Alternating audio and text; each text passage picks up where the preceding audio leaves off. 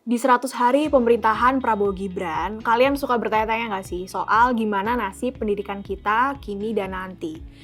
Ingat nggak, waktu sebelum pelantikan, mungkin sekitar bulan Mei 2024 lalu, banyak mahasiswa turun ke jalan protes soal kenaikan UKT yang makin bikin pusing. Demonstrasi ini setidaknya mengindikasikan betapa sensitif dan mendesaknya isu pendidikan dalam konteks sosial politik Indonesia. Pendidikan yang seharusnya menjadi hak setiap warga negara justru menjadi beban bagi masyarakat, mencerminkan kegagalan pemerintah sebelumnya dalam menjaga aksesibilitas dan keterjangkauan pendidikan tinggi. Dalam Astacita Prabowo Gibran, setidaknya pendidikan tinggi dijanjikan jadi prioritas utama. Nah, dalam janji ini, Prabowo dan Gibran mengatakan akan memperbaiki kualitas pendidikan, pengen bikin pendidikan lebih murah atau bahkan gratis. Tapi apa yang terjadi setelah mereka dilantik? Banyak masalah justru muncul. Contohnya, APBN 2025 yang justru anggaran pendidikannya dipotong. Ada juga penghapusan tunjangan dosen ASN, dana pendidikan yang justru dialihkan untuk proyek-proyek lain termasuk untuk makan siang gratis, kriminalisasi ruang akademik, hingga isu pengelolaan tambang yang katanya bisa dilakukan oleh perguruan tinggi.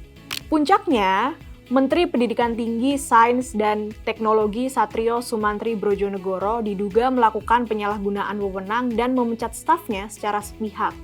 Hal ini kemudian memicu gelombang demonstrasi baru meskipun akhirnya berujung damai. Persoalan ini menunjukkan bahwa pendidikan kerap menjadi arena tarik ulur kepentingan politik dan ekonomi.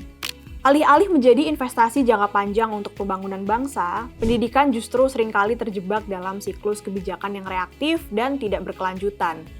Janji manis selama kampanye mudah tereduksi ketika pemerintah dihadapkan pada kompleksitas anggaran dan kepentingan elit.